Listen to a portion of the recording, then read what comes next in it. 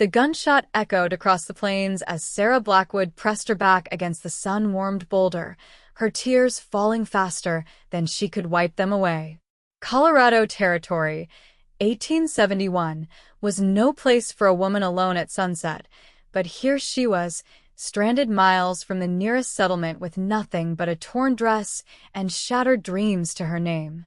Jackson Cole reined in his stallion at the sound of muffled sobs carrying on the evening breeze. His weathered hand instinctively moved to the Colt revolver at his hip as he dismounted, boots landing silently on the dusty earth. 6 years working cattle drives from Texas to Montana had taught him caution, especially as the sun slipped below the horizon, painting the sky in fierce oranges and reds. "Hello," he called out, approaching slowly. "Someone there?" Sarah froze, fingers digging into the dry earth beside her. The stranger's voice was deep, with a slight drawl that reminded her of home, a home she could never return to. She considered remaining silent, but another sob escaped her lips before she could stifle it.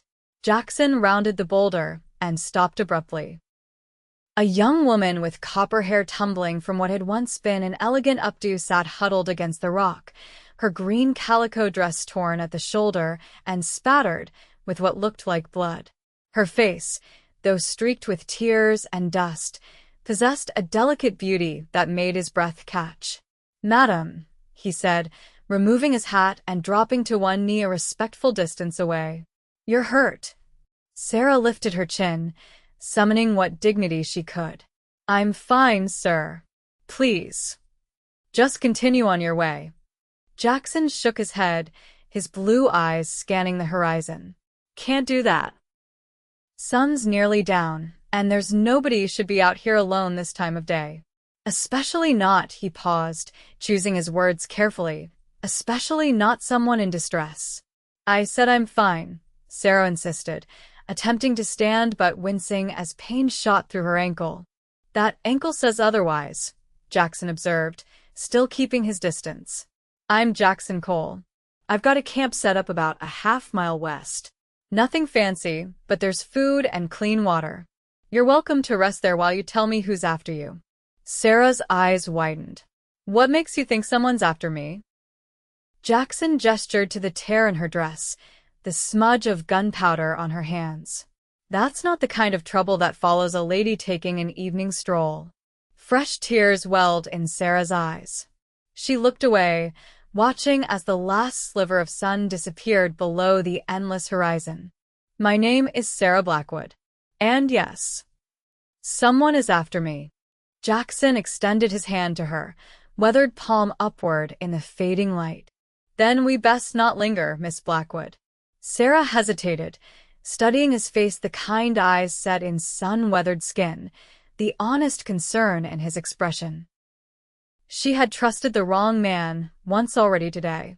Could she risk doing so again? As if reading her thoughts, Jackson spoke softly. "I give you my word as a God-fearing man, I mean you no harm.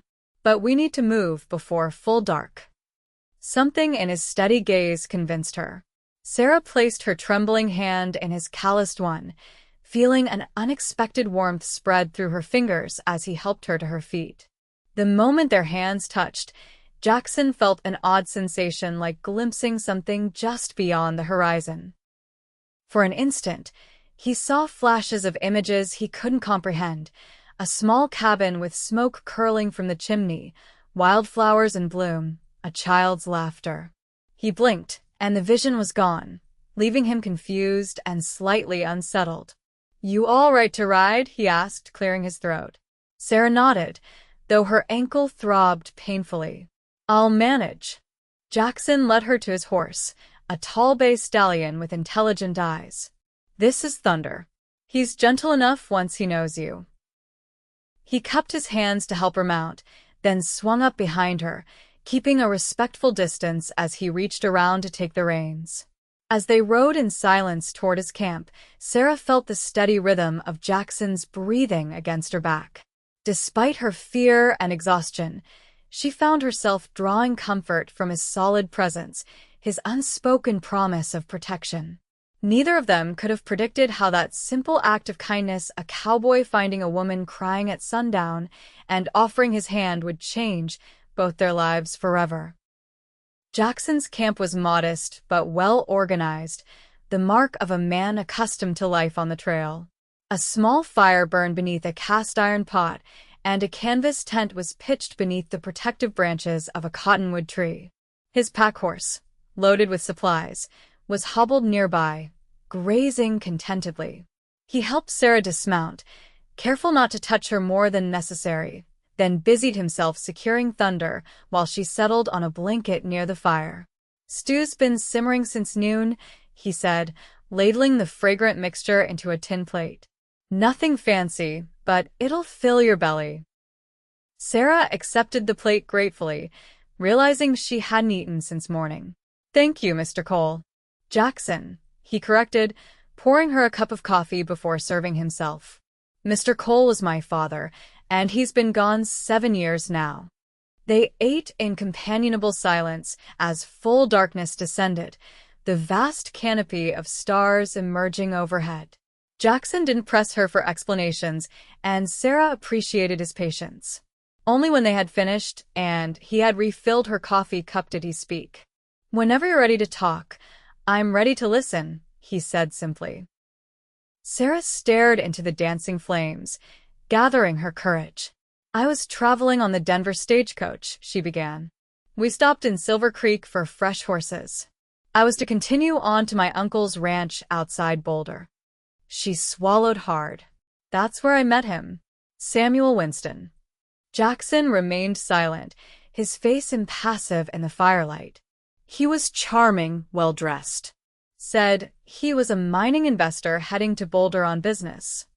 Sarah's fingers tightened around her cup.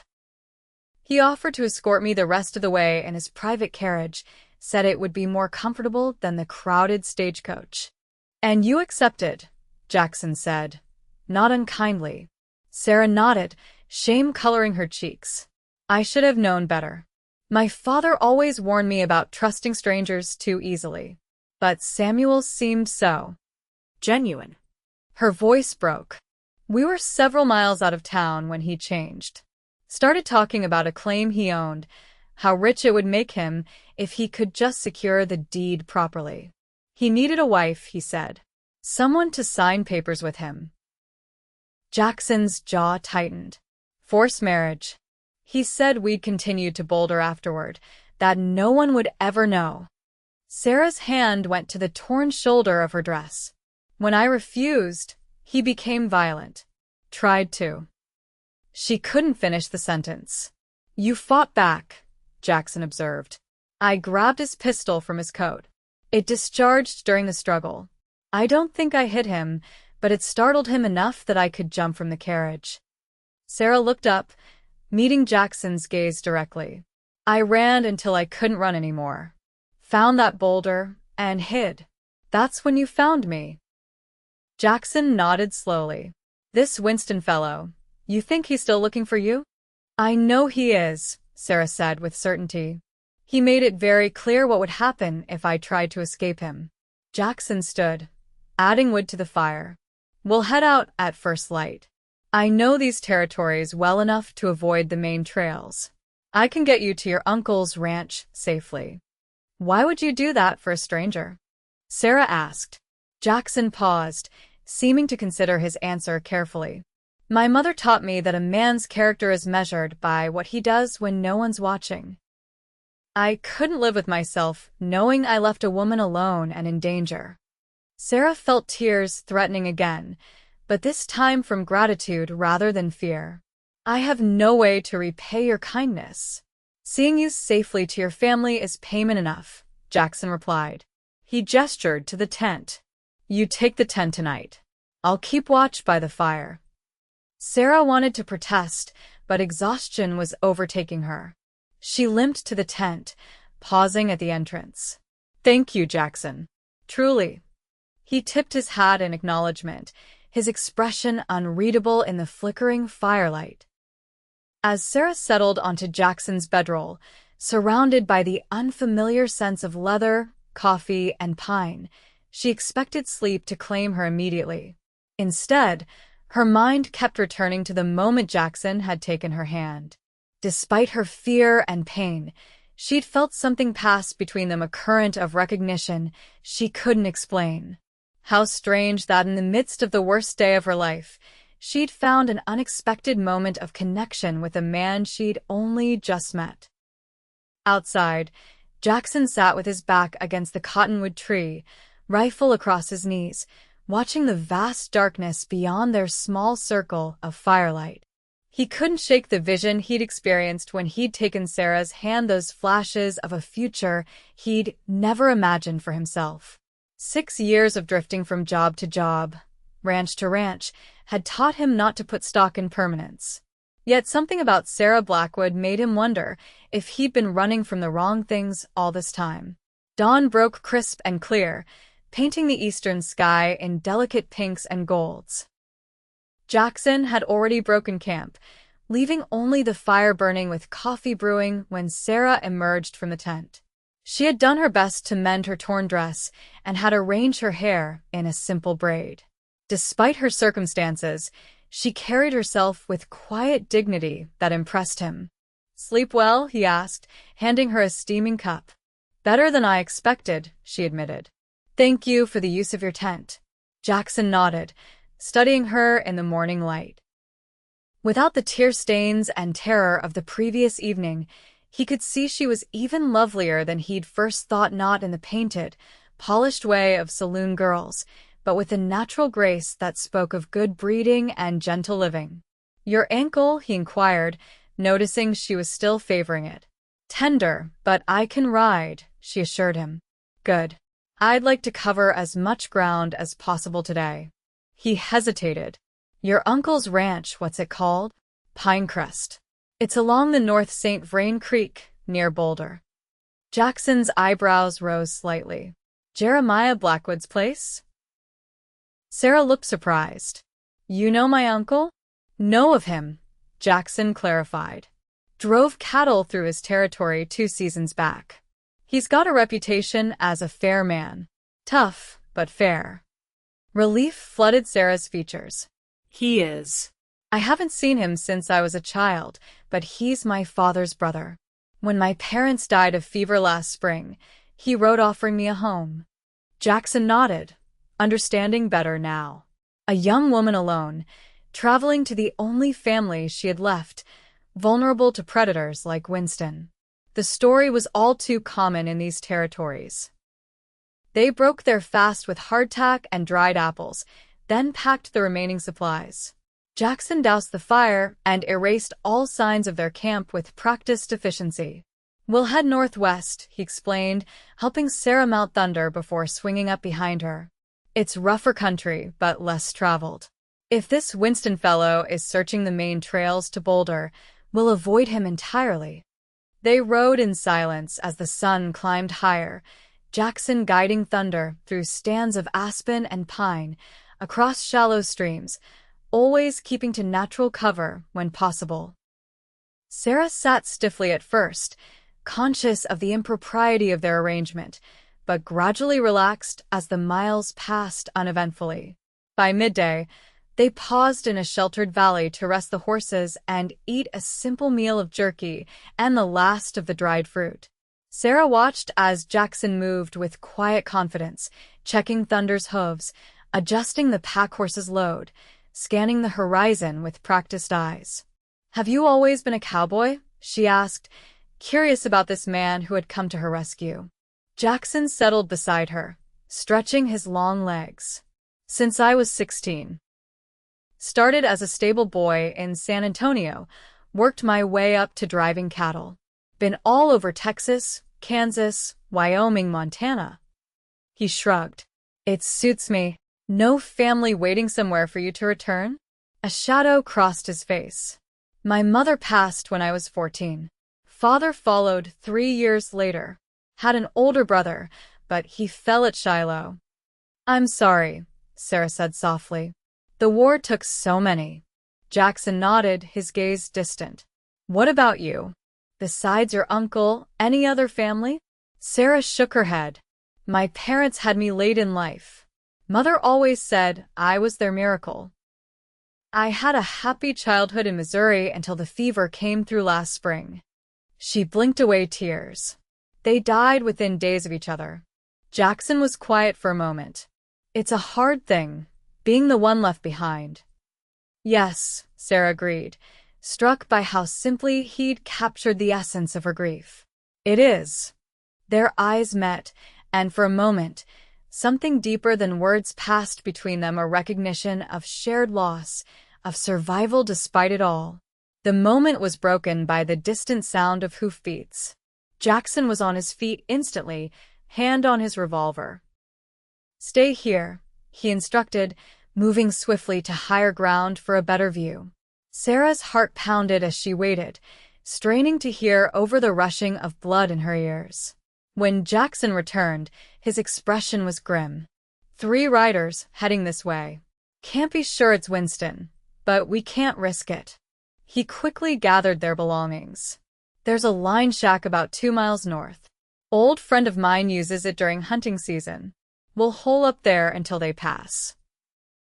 They mounted quickly, Jackson pushing Thunder harder than before, weaving through dense stands of pine that would hide their trail. Sarah clung to the saddle horn, trying to ignore the jolts of pain each stride sent through her injured ankle. The line shack appeared just as a light rain began to fall, a small, rough-hewn cabin nestled against a rocky outcropping. Jackson dismounted first, drawing his rifle as he approached the door. Finding it empty, he quickly ushered Sarah inside while he tended to the horses behind a natural windbreak of boulders and pine. The interior was sparse but clean: a small iron stove, a rough table with 2 chairs, a narrow bed frame with a straw mattress, and shelves stocked with basic provisions. Sarah busied herself lighting the stove while Jackson brought in their saddlebags.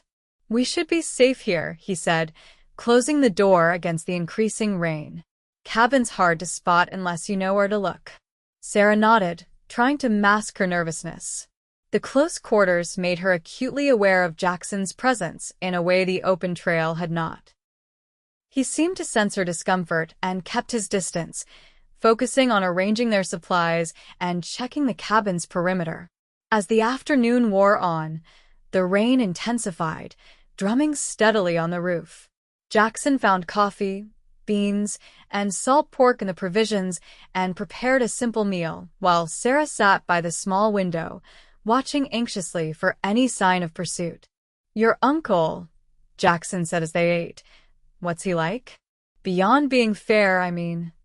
Sarah considered the question. Truthfully, I barely remember him. He visited us once when I was very young. He and my father argued something about the war and which side to support. They didn't speak for years after.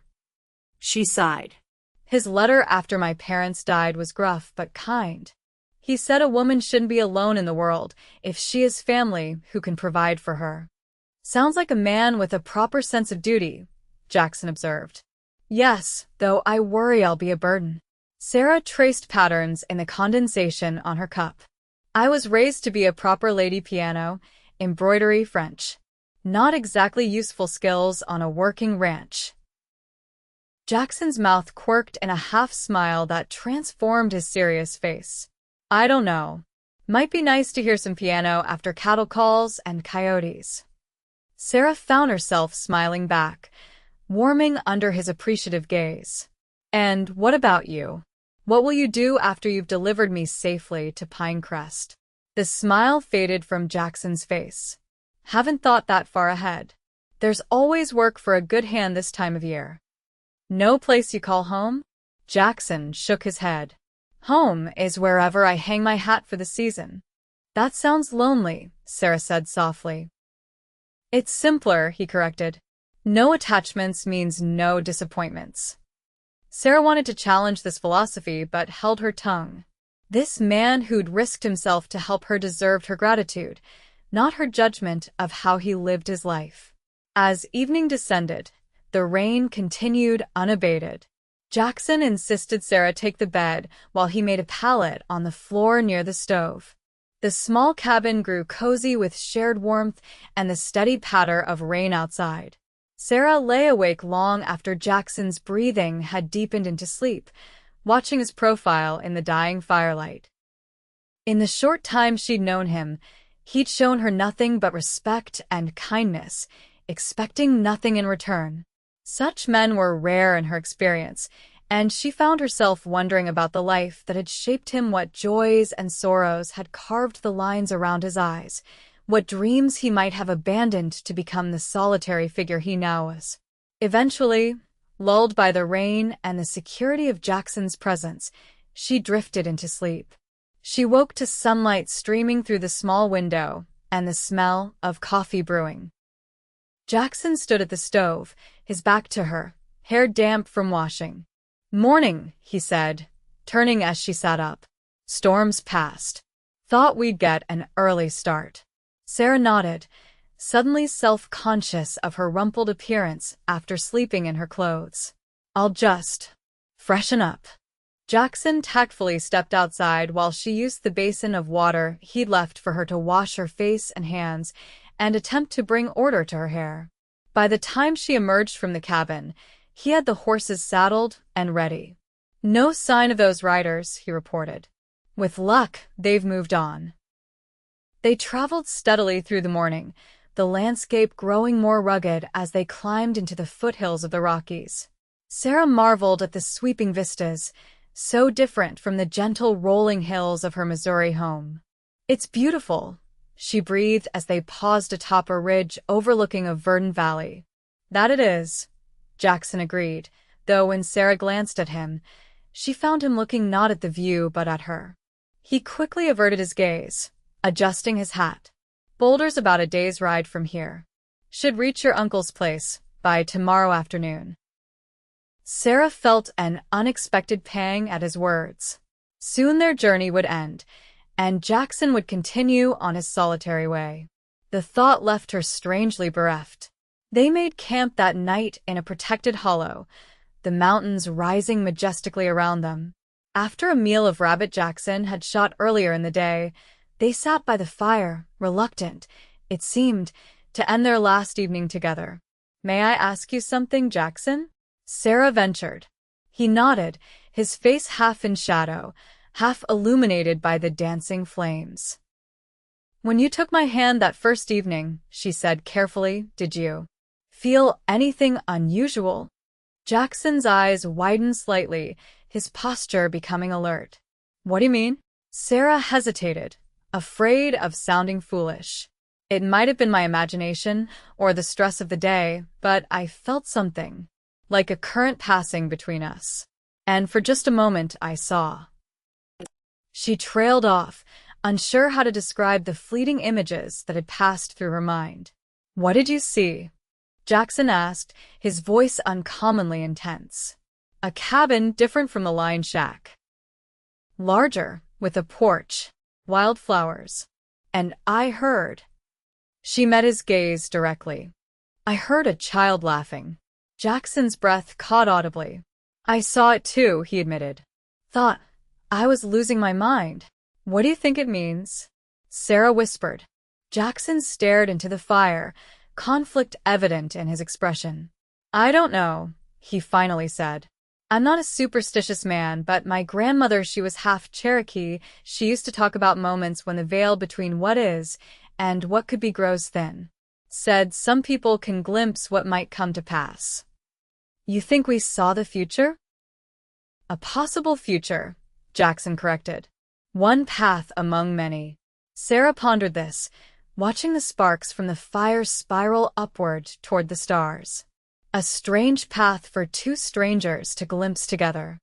Jackson's eyes, when they met hers, held a warmth that made her heart beat faster. "Perhaps not so strange," he said softly. The moment stretched between them, filled with unspoken possibilities. Then Jackson cleared his throat, breaking the spell. "We should turn in. Long day tomorrow."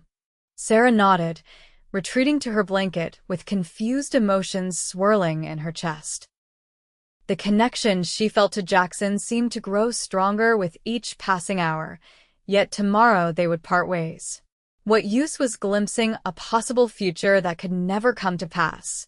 Morning came too quickly, and they set out in subdued silence, each lost in private thoughts. The terrain grew more familiar to Jackson as they approached Boulder, and by mid-afternoon, he pointed to a distant plume of smoke rising from beyond a stand of pines. "Pinecrest," he said. "We made good time." Sarah felt a complex mixture of relief and regret as they approached her uncle's property. A sturdy log ranch house stood in a clearing, surrounded by outbuildings and corrals. Several men were visible working with horses in a paddock near the barn. As they rode into the yard, a tall, broad-shouldered man with iron-gray hair emerged from the barn. He squinted at them for a moment before recognition dawned on his weathered face. "Sarah," he called, striding toward them. "Sarah Blackwood?"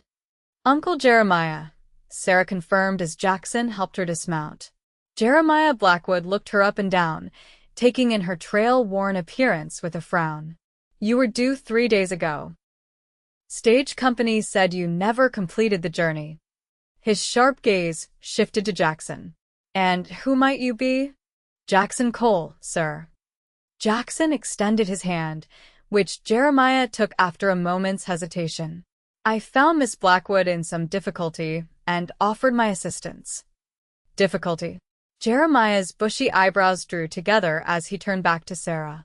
"What's this about, girl?" Sarah hesitated, embarrassed to recount her naive trust in Samuel Winston in front of the ranch hands who had paused in their work to observe the newcomers. Jackson sensed her discomfort. "Perhaps this conversation would be better continued inside, Mr. Blackwood." Jeremiah studied Jackson for a long moment, then nodded curtly. "Martha," he called toward the house. "Come see who's arrived." A plump, pleasant-faced woman in her 50s hurried onto the porch, wiping her hands on her apron. Her face lit up at the sight of Sarah. "You must be Jeremiah's niece." "Oh, we were so worried when you didn't arrive with the stage." She bustled down the steps, enveloping Sarah in a warm embrace that brought unexpected tears to the younger woman's eyes. "Martha's my housekeeper," Jeremiah explained. "Been running Pinecrest longer than I have, truth be told." "Come inside, child," Martha urged. "You look done in. I'll draw you a bath and find some clean clothes while you tell us what happened." She glanced at Jackson. "Your husband is welcome too, of course." Sarah's cheeks flamed. "Oh, Mr. Cole isn't. Just escorting Miss Blackwood to safety, madam," Jackson interjected smoothly. Martha looked between them with knowing eyes, but said nothing more as she ushered Sarah toward the house. Jeremiah instructed one of the hands to see to Jackson's horses, then gestured for the cowboy to follow them inside. The interior of the ranch house was unexpectedly comfortable, with polished wood floors, sturdy furniture, and colorful woven rugs that Martha later explained were traded from the Ute Indians. While Sarah was whisked away to bathe and change, Jeremiah invited Jackson to join him in his study, where he poured 2 glasses of whiskey. "Now," the older man said, settling into a leather chair, "suppose you tell me what really happened to my niece." Jackson gave a straightforward account of finding Sarah, her encounter with Winston, and their journey to Pinecrest. Jeremiah listened without interruption, his face darkening with anger when Jackson described Winston's attempted abduction. "This man," Jeremiah said when Jackson finished. "You think he's still looking for her?"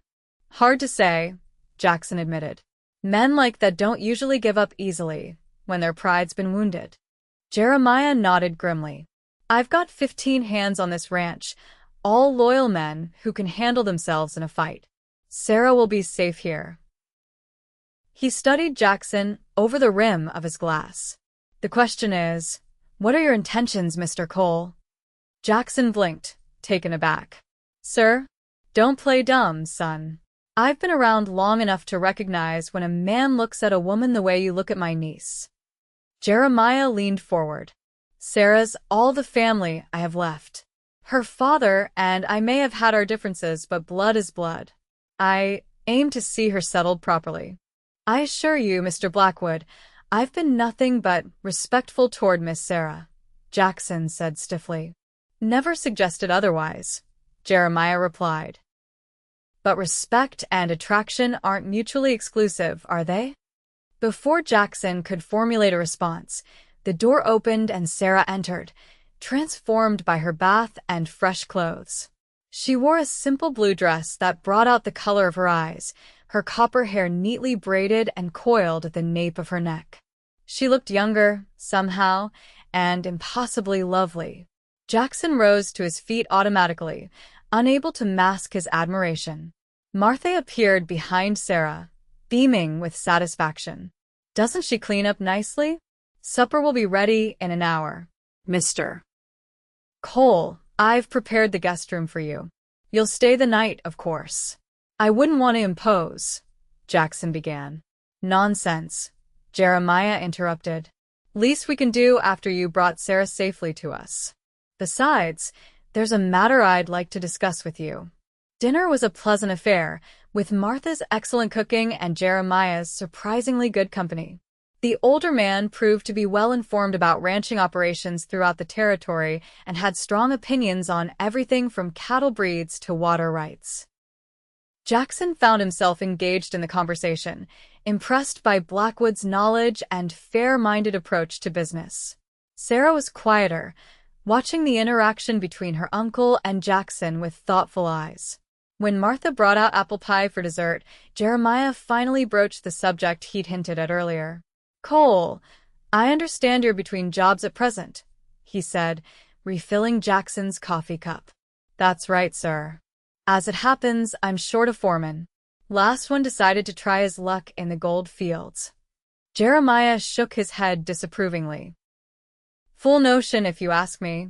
More men go broke chasing gold than ever strike it rich. Jackson set down his fork. Are you offering me a position, Mr. Blackwood?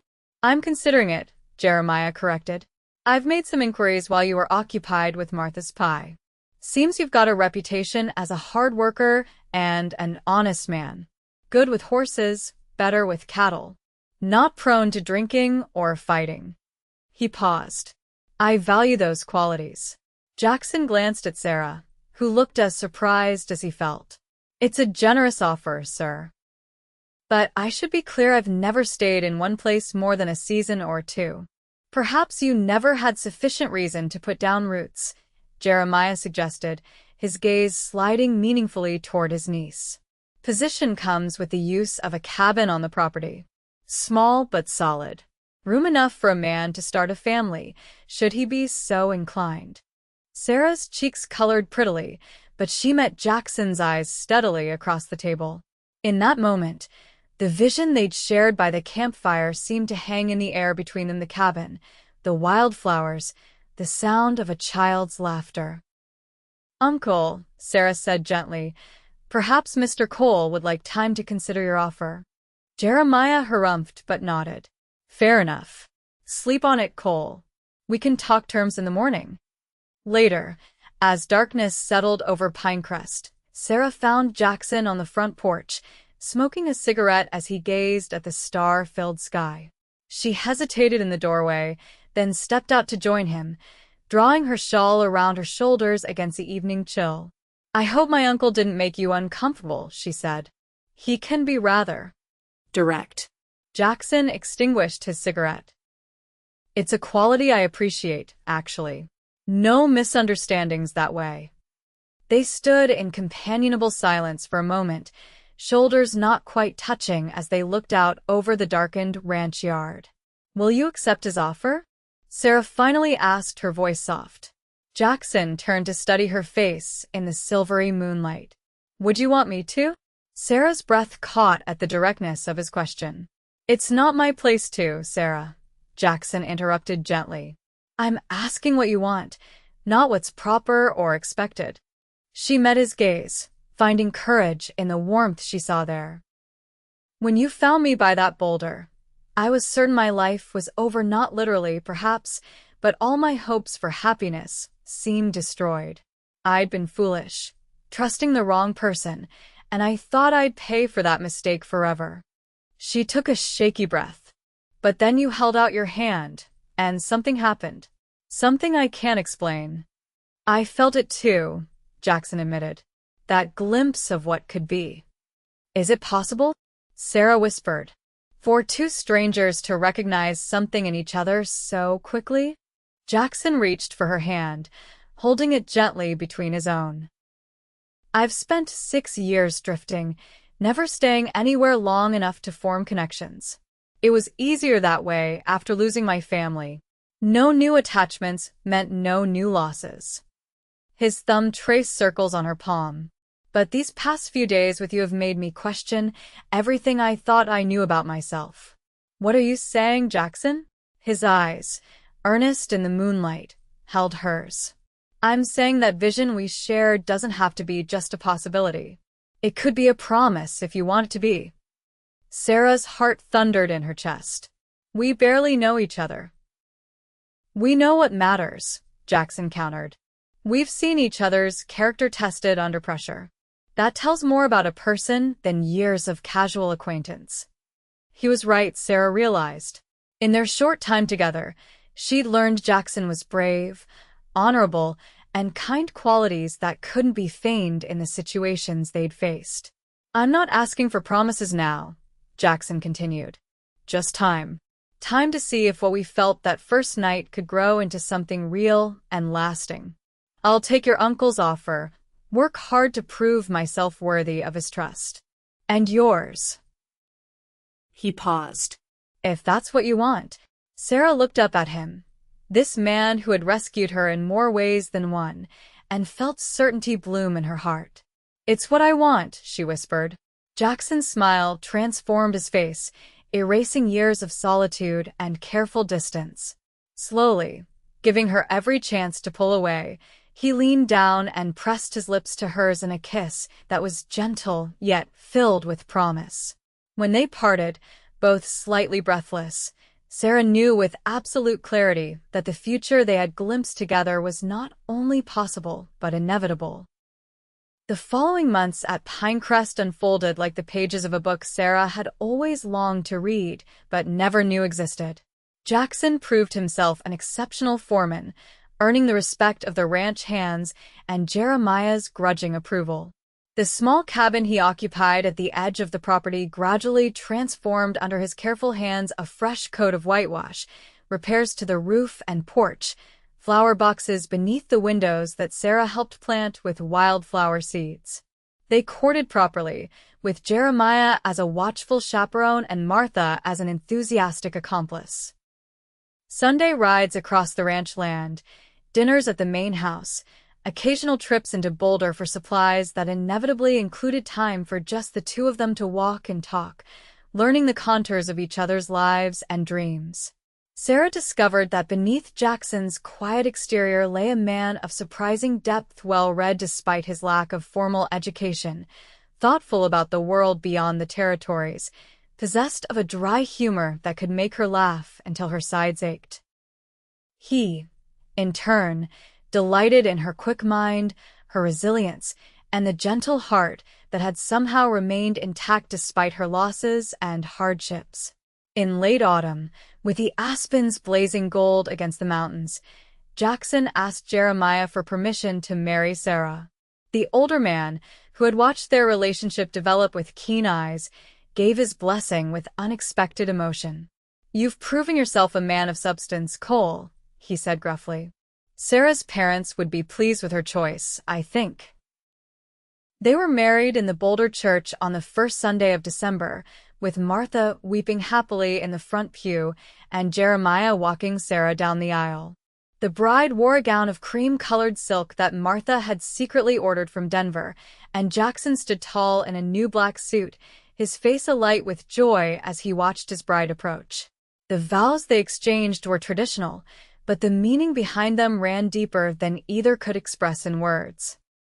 When the minister pronounced them husband and wife, and Jackson kissed his bride with reverent tenderness, both remembered that first shared vision and marveled at how reality had aligned with possibility.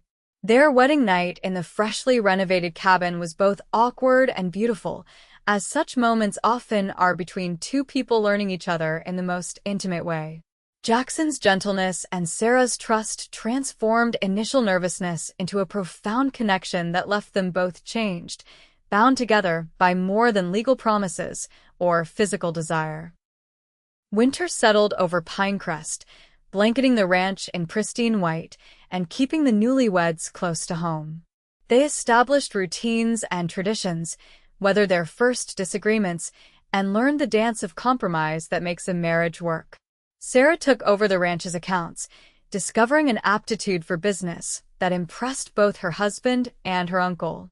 Jackson continued to improve their cabin, adding bookshelves for Sarah's growing collection and a rocking chair for the porch.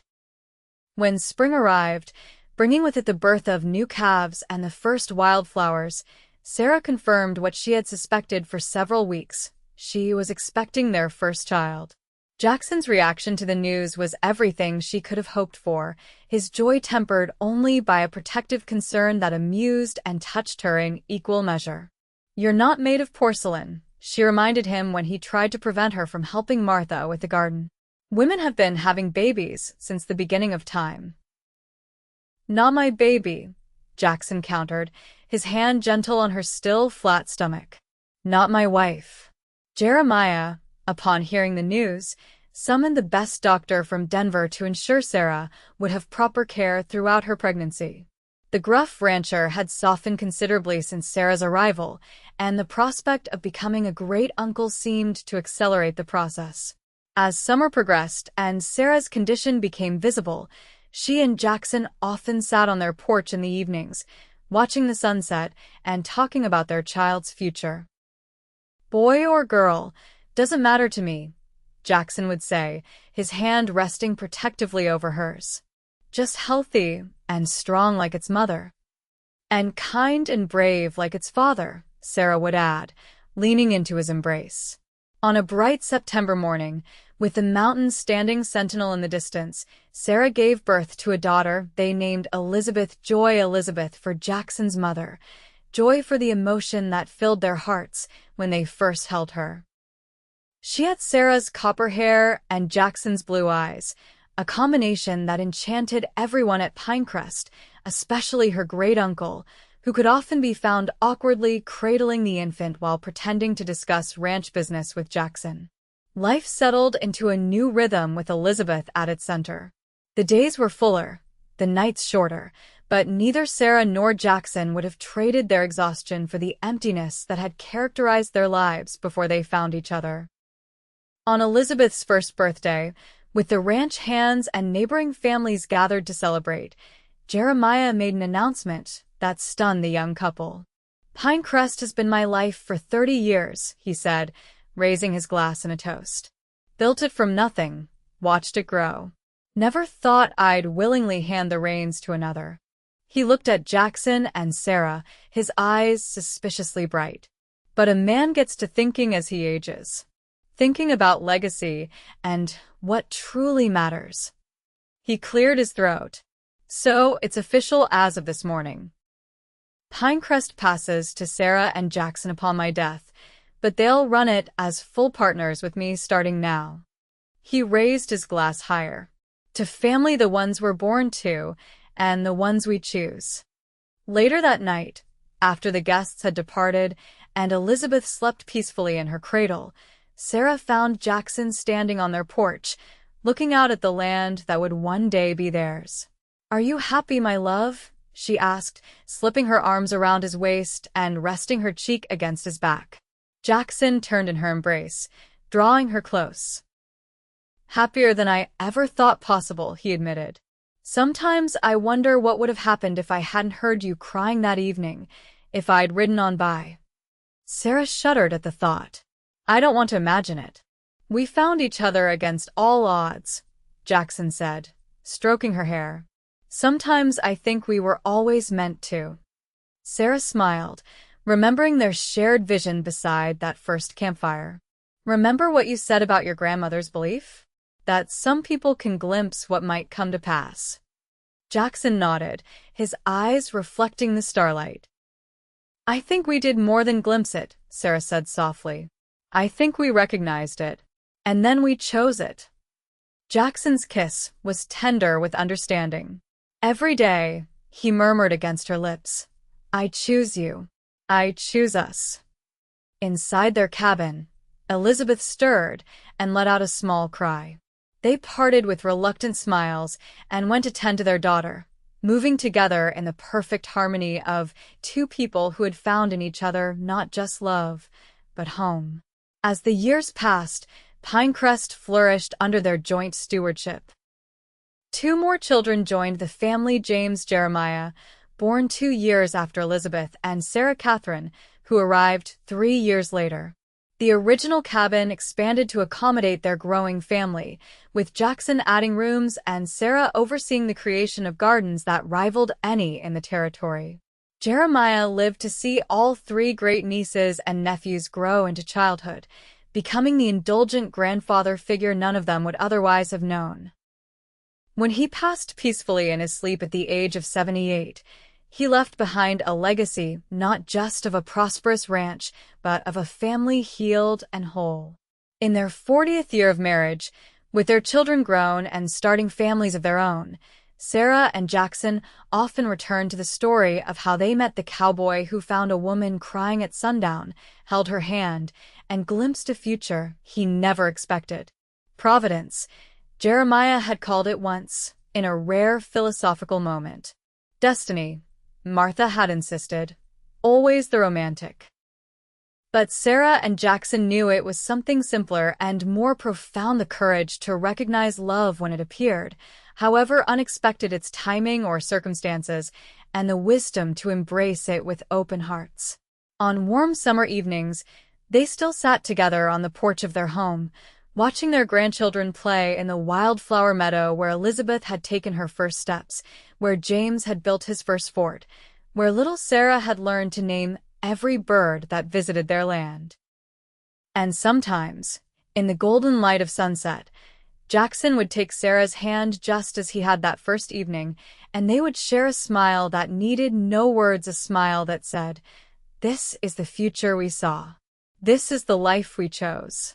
This is the love that found us when we least expected it, and saved us both."